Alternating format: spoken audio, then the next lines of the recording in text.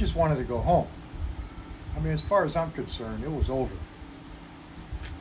But with the news media having a field day, maritime lawyers appearing out of nowhere, union reps and their lawyers snooping around, we were already on edge as it was. Then the government, Uncle Sam, starts breathing down our necks, wanting answers. The dog and pony show was about to begin. Hang out with me on this one. Things might get a little ugly. I'm the Saipan Sailor, and this is episode 6 of Fire in the Yukon.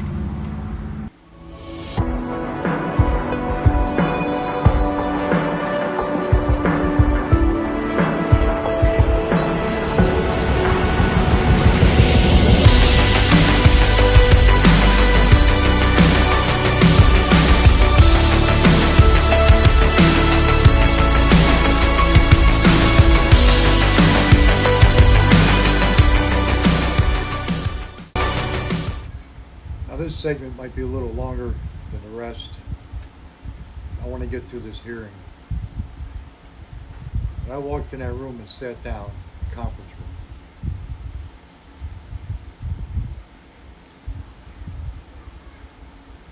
I was introduced to everybody that was present at the table. On my left was that fellow from the National Transportation Safety Board. On his left, next to him, were 3 Coast Guard officers, and they looked like they were pretty high ranking. They had a lot of ribbons on their jackets. Next to them were these 2 guys in suits who were introduced as ballistics experts. And they looked a little spooky to me.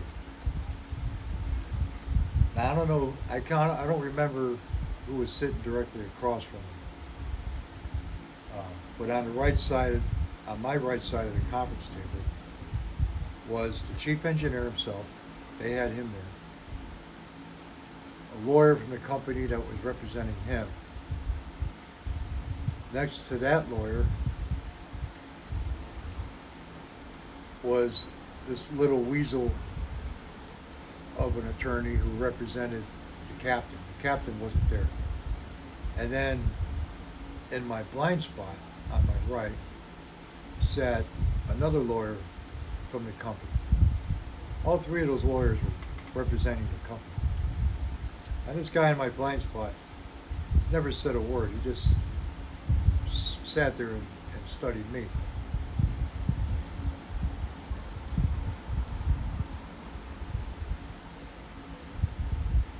So now the questioning started. I don't remember everything from this hearing. Just going to recall what I do remember. I think it was the representative from the National NTSB who asked me, okay, tell us what happened. So I started telling my story, and I was interrupted by this lawyer representing the captain, and he said, "Whoa, did you get hurt? Were there any accidents? Did anything happen to you?" And I stopped and I just looked at him. Now I knew he wasn't concerned about me. He could give 3 shits about me. He was there looking out for the company's interests, and that irritated me even more, aside from being interrupted. Now, I didn't answer. The room fell silent for I don't know how long. I didn't answer his question because I was trying to calm myself down. I wanted to crawl across the table and choke the shit out of this little bastard just to shut him up.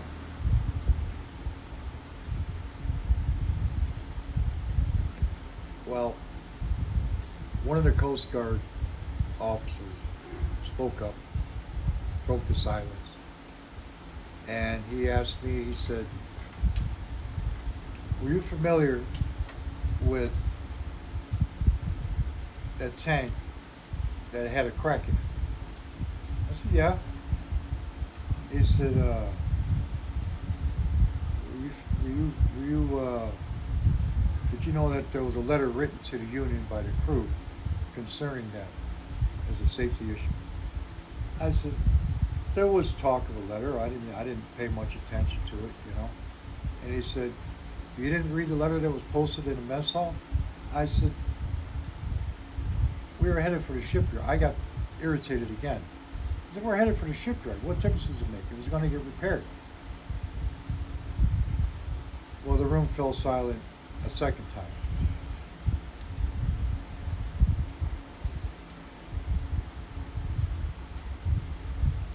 And then one of those spooks in the suits, he spoke up. And he said there was some of the other crew members had said that out in a pumping shop around the hatch there were oxygen and acetylene bottles tied up. They said when you were making your rounds through there that morning, were they there? They said the hatch was open too. Now let me explain something, okay? When we sign on a ship, especially as engine guys, or black gang as they called us, we have to get to know that ship, the equipment. Okay, every ship has its own personality. Every piece of equipment on that ship is designed for a specific purpose. We had to know, especially if you have to work on it. But my job as a watchstander was just to monitor everything. Now, this ship had, like every ship has, the main deck passageway inside. Okay, where you can access it from stairwells going up and down, or mess hall, or other storerooms. The port and side doors going outside main deck. And in this main deck passageway was, on the port side, was the pumpman's workshop. Now the pumpman he was part of the crew. His job was to assist in discharging the oil. That's why they call him the pumpman. He had a little workbench there, and there was a hatch in that room, because that room was right above the engine room machine shop. So when there was engine stores, they opened the hatch, there was a little crane there, and you just lowered everything down outside the shop. And outside the shop there were brackets, racks, so they can store away oxygen and acetylene bottles. And the room in the back of that, there's another room. You had to walk through the pumping shop to get to the reefer room. In that room there were refrigeration condensing units that we would have to check once a watch. Now, when he asked that question, my mind went blank, okay? For some reason, I couldn't remember. I kind of remember seeing oxygen and acetylene bottles there. Well, the truth was, I did see them. Okay, the hatch was open, but the next time I came on watch, the hatch was closed and the bottles were stowed down below. But I couldn't remember that. And so I said, yeah, I think I remember seeing them stowed out there with the hatch open. Now the chief engineer came unglued. Okay.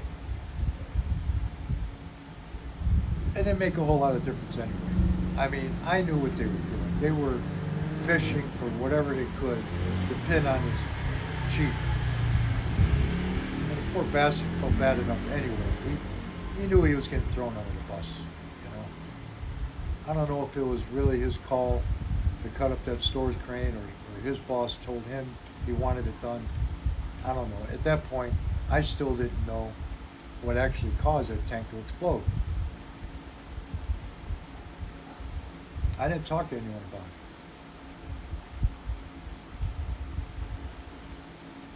That's about all I remember from that hearing.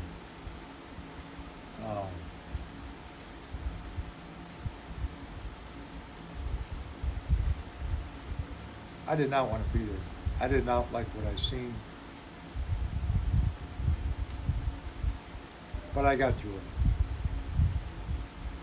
I went back to my hotel room, got packed.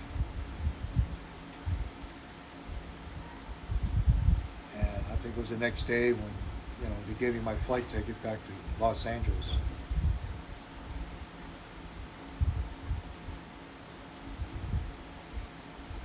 When I got to LA, I called my father then. I didn't call him from Hawaii. I don't know why I didn't. And he goes, said, "You okay?" I said, "Yeah, I'm all right." He said, "Good. Go back to the hall and register and get another shift."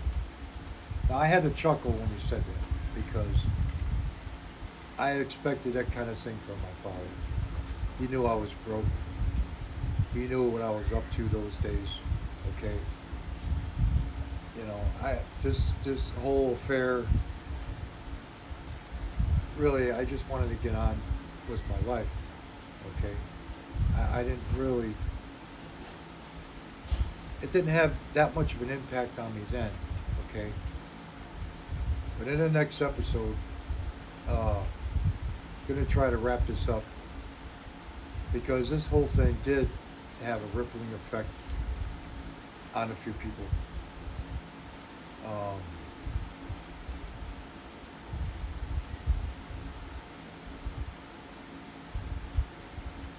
and I'll talk about that briefly in part 7.